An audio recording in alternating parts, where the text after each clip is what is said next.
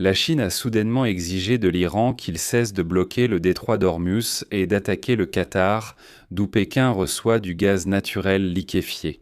Cette réaction de la Chine a été provoquée par la déclaration de l'Iran selon laquelle ils sont prêts à brûler absolument tous les navires et pétroliers qui tenteront de traverser le détroit d'Ormuz, quelle que soit leur nationalité. L'Iran a déclaré qu'aucune goutte de pétrole ne quittera la région du Moyen-Orient. Le Pentagone affirme avoir coulé la flotte iranienne et que le détroit d'Ormuz n'est pas bloqué. Mais cela ne rassure pas les transporteurs qui ne se précipitent même toujours pas pour traverser le détroit. Car l'Iran a déjà attaqué 5 pétroliers qui ont tenté de traverser le détroit d'Ormuz. Et cela, vous savez, porte un coup très dur à la Chine. Tout comme les frappes de l'Iran contre les installations d'extraction de gaz au Qatar, car la Chine dépend fortement du GNL qatari. Dans le même temps, le ministère des Affaires étrangères chinois a déclaré que l'Iran ne développait pas d'armes nucléaires et appelle à l'arrêt des frappes des États-Unis et d'Israël sur son territoire. Je m'appelle Alexei Pichi, discutons ensemble de ce sujet, mais avant de commencer, je vous demande de vous abonner à cette chaîne, de mettre un like et d'écrire n'importe quel commentaire sous cette vidéo. Cela aide énormément à promouvoir le contenu sur YouTube et je vous en serai très reconnaissant. De plus, abonnez-vous à ma chaîne Telegram Pichi News, le lien se trouve dans la description de cette vidéo. Là-bas, nous publions des actualités en temps réel dès qu'elles arrivent. Ainsi, la veille, le conseiller du commandant du corps des gardiens de la révolution islamique d'Iran, Ibrahim Jabari, a déclaré que l'Iran brûlerait tous les navires étrangers qui tenteraient de traverser le détroit d'Ormuz. Voici sa citation. « Nous ne laisserons pas une seule goutte de pétrole quitter cette région. Téhéran est prêt à frapper tous les oléoducs de la région afin d'arrêter l'exportation de pétrole depuis la mer du Golfe. » Il est important de noter que depuis le 28 février, date à laquelle l'opération militaire des États-Unis et d'Israël contre Téhéran a commencé, les forces iraniennes ont déjà attaqué 5 pétroliers dans le détroit d'Ormuz.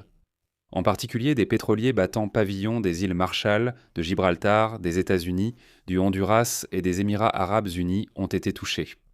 Autrement dit, l'Iran se moque complètement de savoir à qui appartient le navire. Le détroit d'Ormuz est l'une des principales artères énergétiques du monde. Environ 20% des livraisons mondiales de pétrole et jusqu'à 30% des livraisons mondiales de gaz naturel liquéfié passent par ce détroit. Après le début de l'opération militaire contre l'Iran, la navigation dans le détroit a été paralysée, car Téhéran, qui contrôle la rive nord du détroit, a annoncé l'arrêt du commerce à travers celui-ci.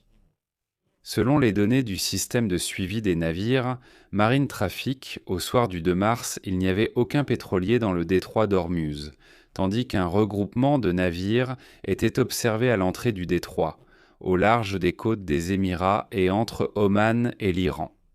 Au total, plus de 250 navires transportant du pétrole, des produits pétroliers et du GNL étaient au mouillage ou en mouvement à proximité de cette voie navigable. De plus, environ 70 vraquiers et porte-conteneurs étaient observés à l'entrée du détroit, avant la fermeture de la route par l'Iran. Jusqu'à 300 navires par jour traversaient le détroit d'Ormuz, assurant l'approvisionnement en ressources énergétiques des pays du Golfe Persique vers l'Asie et l'Europe. Dans le contexte de la fermeture du détroit d'Ormuz, le prix du pétrole Brent a augmenté de 13% lors des échanges du 2 mars, atteignant 82 $ et 37 cents le baril. C'est une valeur record depuis la mi-janvier 2025. Le prix du gaz en Europe a bondi de près de 50%. Mais la déclaration de l'Iran concernant des attaques contre tous les navires qui emprunteront l'une des voies maritimes les plus importantes du monde pourrait provoquer l'indignation de la Chine. L'Iran a déjà attaqué des installations énergétiques dans tout le Moyen-Orient, y compris la plus grande raffinerie de pétrole d'Arabie Saoudite, une usine de gaz naturel liquéfié au Qatar et une grande raffinerie de pétrole au Koweït. Tout cela a entraîné une hausse des prix de l'énergie ainsi qu'une augmentation des prix du pétrole et du gaz naturel liquéfié. En effet, la Chine est le plus grand importateur mondial de pétrole brut et le principal acheteur de pétrole iranien, sans parler du GNL. Je tiens à souligner ici que la Chine est particulièrement vulnérable en raison de sa dépendance à 30% vis-à-vis de la société Qatar Energy pour l'importation de GNL. C'est pourquoi les responsables chinois insistent fortement auprès des Iraniens pour qu'ils n'attaquent pas de grands exportateurs d'énergie comme le Qatar. Bloomberg rapporte cela, citant des dirigeants de grandes entreprises publiques chinoises de l'énergie. Toujours selon eux, Pékin demande également de ne pas attaquer les pétroliers et les méthaniers traversant le détroit d'Ormuz et de ne pas le bloquer, afin de ne pas entraver les livraisons d'énergie. D'un autre côté, l'Iran pourrait se tirer une balle dans le pied. En effet, l'Iran dépend bien plus de la Chine, qui achète presque à elle seule son pétrole sous sanction, que la Chine ne dépend de l'Iran. Cependant, les entreprises chinoises de raffinage achètent également de grands volumes de pétrole auprès d'autres producteurs du Golfe Persique. Et l'arrêt complet lundi de l'usine de gaz naturel liquéfié du Qatar à Ras Laffan, qui, soit dit en passant, est survenu pour la première fois en 30 ans de fonctionnement, pourrait pousser la Chine à chercher du GNL auprès d'autres producteurs. Et soit dit en passant, Qatar Energy occupe environ 20% du marché mondial du GNL. Réfléchissez-y, un cinquième de tout le marché mondial. Dans le même temps, la porte-parole du ministère des Affaires étrangères de la Chine, Mao Ning, a déclaré que la Chine considère l'Iran comme un pays qui ne cherche pas à développer des armes nucléaires et appelle à l'arrêt des frappes des États-Unis et d'Israël contre lui. Elle a ajouté que l'Iran a confirmé à plusieurs reprises qu'il n'avait pas l'intention de développer de telles armes.